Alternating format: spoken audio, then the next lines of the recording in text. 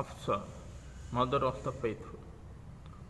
She is the daughter of Umar ibn al-Khattab. In Arabic language, Hafs is one of the names of the lion. The Messenger of Allah would often address Umar as Abu Hafs. There is a story for behind her entering the household of prophethood as a wife of the Messenger of Allah sallallahu alaihi wasallam. She was married to a man known as Isnu ibn Hudafa, who witnessed the Battle of Badr and then fell ill at Medina and died. Hafsa then became a widow. It has been part of Arab culture, either in the age of ignorance or after the emergence of Islam, that a man makes efforts to marry off his daughter, sister, or any woman in guardianship without an inconvenience to someone he believed was good and suitable. This is because her continuous stay in his house as an unmarried girl or a widow is regarded a great shame. So when Hafsa became a widow, it pained Umar and he was distressed. He went out one day heading for the house of the nearest person to him, who was Abu Bakr Siddiq. He informed him of what it is in his mind and offered him Hafsa in marriage. Abu Bakr kept silent and did not utter a word. Umar left his house greatly distressed and embittered, and Uthman came to his mind. Since his wife Ruqayya, the Prophet's daughter, was dead, he was in a better position to respond favorably to his offer. So he made for his house and offered him his daughter in marriage. But Uthman told him, I do not want to marry today. Who was she that can replace Ruqayya in Uthman's house after both of them have enjoyed the life with each other for many years? And Uthman was in a psychological state that could not allow him to propose marriage or to marry. Umar's distress increased. The Messenger of Allah sallallahu alaihi wasallam then saw him in that condition. He asked him about the matter, and Umar told him of his encounter with Abu Bakr and Uthman. Bitterness and rage against them could be noticed in his face and the way he talked. The Messenger of Allah sallallahu alaihi wasallam calmed him down and then said, Hafsa shall marry someone who is better than Uthman, and Uthman shall marry someone who is better than Hafsa. Umar stood up somewhat calm, but he was still scratching his head over the meaning of the Prophet's statement. When Abu Bakr met him, he approached him and they talked with each other. Umar informed him of what he heard from the Messenger of Allah sallallahu alaihi wasallam, and he told Abu Bakr that he could not understand the statement. Abu Bakr smiled and said, I have heard the Messenger of Allah sallallahu alaihi wasallam mentioning Hafsa, but I would not like to reveal his secret. If he had not shown interest in marrying her, I would have married her. So do not bear any grudge against me. Uthman came to the Messenger of Allah sallallahu alaihi wasallam in his softness, bashfulness, and sorrow. He was tearful and gloomy. He said, My marriage relationship with you has come to an end with the death of Ruqayya, O Messenger of Allah. The noble Messenger sallallahu alaihi wasallam sympathized with him and then said, I have given you her sister Kulthum in marriage.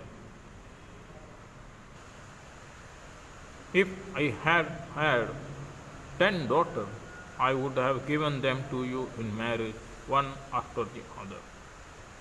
That is how the Messenger of Allah sallallahu alaihi wasallam married Hafsa, and Uthman married Kulthum, and that is how Hafsa entered the household of the Prophet sallallahu alaihi wasallam as one of the mothers of the faithful.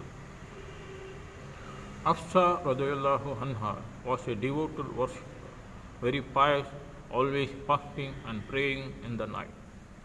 She was the closest to Aisha among the Prophet's wives. It is as if they were two sisters. They were always in agreement and never disagreed.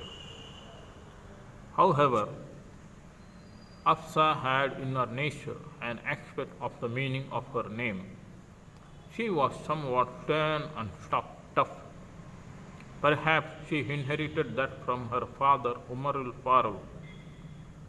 This sternness was increased by the death of her first husband, making her easily irritated. It was this nature of her that caused the Messenger of Allah sallallahu alaihi wasallam to divorce her once, after which he took her back. We need to wait a little bit concerning his taking her back, for there is something in it that shows the status of Umar.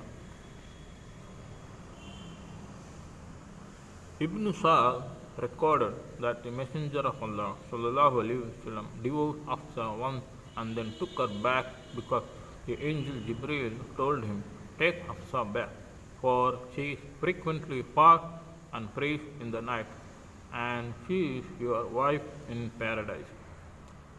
Humayd ibn Anas narrated that the Prophet sallallahu alaihi wasallam divorced Hafsa and he was thereafter commanded to take her back, and he did so. Uqba ibn Amir narrated that the Messenger of Allah sallallahu alaihi wasallam divorced Hafsa, Umar's daughter.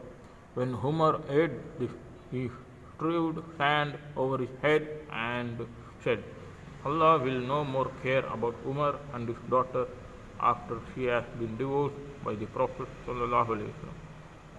So Angel Jibreel came to the Messenger of Allah sallallahu alaihi wasallam the following day and told him, "Allah commands you to take back Hafsa as a way of showing compassion to Umar, her father." Abu Swali, in his version of the narration, said, Umar entered the place of Hafsa while she was crying, and he asked her whether the Messenger of Allah sallallahu alaihi wasallam had divorced her. He said to her, "He had divorced you once and took you back only because of me. If he divorces you again, I will never speak to you again." After that, Hafsa was keen never to annoy the Prophet sallallahu alaihi wasallam again until he died. Here, dear reader, we need to point to a new and illuminating aspect of Hafsa's personality in addition to her other values and qualities. Angel Jibreel described her for the Prophet ﷺ that she was frequently performing voluntary fasting and night prayers, and that she is one of his wives in paradise. These are degrees and ranks, as well as practical attributes and spiritual activities. Another quality you can add to her credit is the fact that she could read and write, a quality that was very rare among womenfolk then, even among men. The new thing that attracts our attention here is that her house was the place in which the revealed verses of Quran written on palm branches, plates, and other materials were kept. She was entrusted with the most honorable and the greatest thing, and she deserved that. This was the case since the time of the Messenger of Allah sallallahu alaihi wasallam up to the time of Uthman. When Uthman was compiling the Quran and copying it in a single book form, those kept with Hafsa was the primary sources in doing so.